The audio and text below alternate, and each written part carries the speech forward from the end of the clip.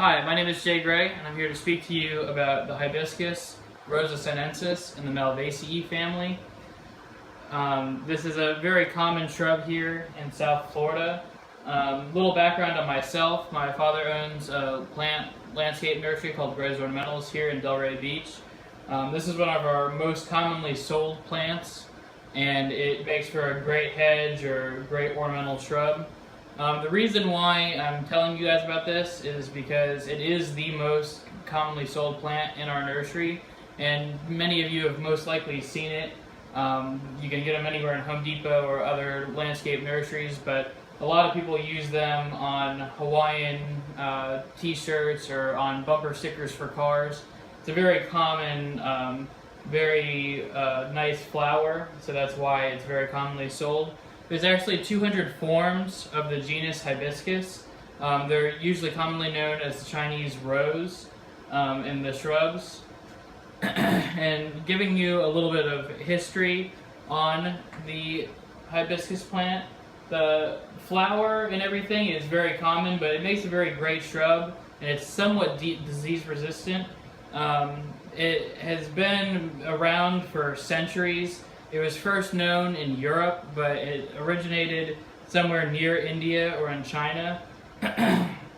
Carl Linnaeus actually wrote in his first plant directory listing all of the names of plants.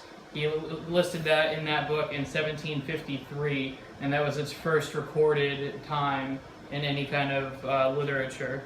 And the book was called The Species Planetarium.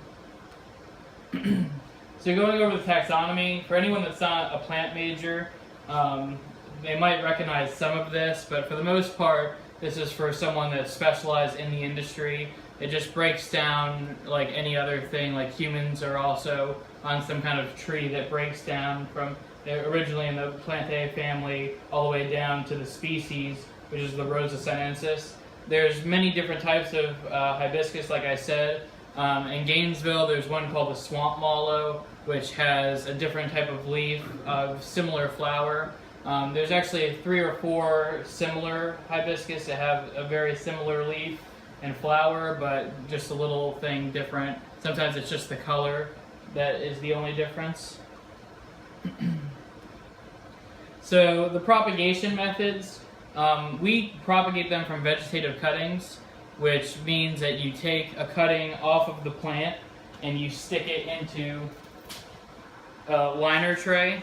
As you can see in some of the pictures, these are at our nursery in Delray Beach. So you stick part of the top of the plant into a little liner tray and mist them, and from there they wind up growing, and once they start rooting, then you put them into a 1-gallon pot.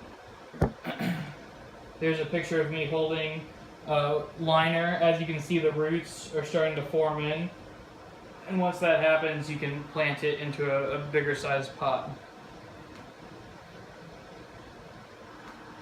So as I got into a little bit earlier, there are many different types of flowers. As you can see here, there's different colors, different shapes. Here's a double peach, which has like 2 of the flowers inside of one. Some of them have red in the middle, some of them have pink, some of them have white. So the flower varies, but overall it's all part of the same family. If you've seen this flower before, now you know that it's a hibiscus and you know that it's in the Malvaceae family. So some production information here. We usually irrigate it for 15 to 20 minutes midday and a little bit of watering at night. The fertilizer we use, a 12-6-8 fertilizer, which is a slow release, so that way the plant's not getting overwhelmed and getting burnt from all of the stuff that you put in to the pot. The major pests here are mites and whitefly. It can be treated, it gets very expensive, but they love to eat the hibiscus. And down here, this plant grows very well, but as I'm going to get into a little bit later, the climate is a big factor in why you don't see it in northern Florida or anywhere else really in the country. So getting into the ecosystem and the climate, it is suited for zones 9 to 11 on the USDA cold hardiness map. which I'll show you a picture of in a little bit. So it basically shows the entire country, and on the entire country, as you can see, zones 9 to 11 are going to be these darker orange patches, so southern Florida, some of Texas, and a little bit of California is where they primarily grow. And as you can see, the entire islands of Hawaii are all very common for the hibiscus plant. Breaking it down just into the state of Florida, you can see that north here of Ocala, it would not work, but the southern area here, south of Lake Okeechobee, it would all grow very perfectly in.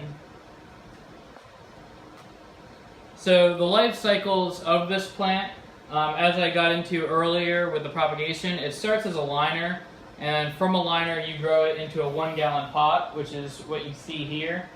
And once the 1 gallon pot starts to fill in, you can move it to a 3 gallon, which we have here with the peach on the floor. And then from a 3 gallon, you can move it up into a 7 gallon. But usually for the most part, they don't get very tall. You're not going to get one that's 10 to 15 feet. They're usually around 7 to 8 feet tall. So a 15 gallon is not really necessary. And then we have another way of doing it, which is called a standard, where they graft it onto a gardenia, and the gardenia roots grow, and the hibiscus grows on the top. So it all grows into one plant, but it's a grafted hibiscus, and it's called a hibiscus standard, or a tree. I have a picture here of them. It's a very thin trunk and just a ball on top. So, brief description here. It goes over the roots, the flowers, the leaves, and the fruit. For the most part, you don't really need to know a lot of that. It's all just the big mumbo-jumbo terms. And then besides the landscape use, it's also been known for some medical reasons. You can use it for a lot of things. They use the extract of the flower for an anti-fertility agent. I don't know a whole lot about that. I did a little research on it, and it is used, and it is pretty interesting, but you should definitely give it a look if you have some time. Okay, so that's it for my presentation. Do you guys have any questions? Yeah? Are there any other plants in the Malvaceae ecosystem that they use? Yeah, so the Malvaceae family actually has a lot of common things that you wouldn't even know about. Like the cotton plant is part of the Malvaceae family, or the mallow family. Also, like okra, if you've ever had fried okra, it's huge in Gainesville, that's part of that family as well. Any other questions?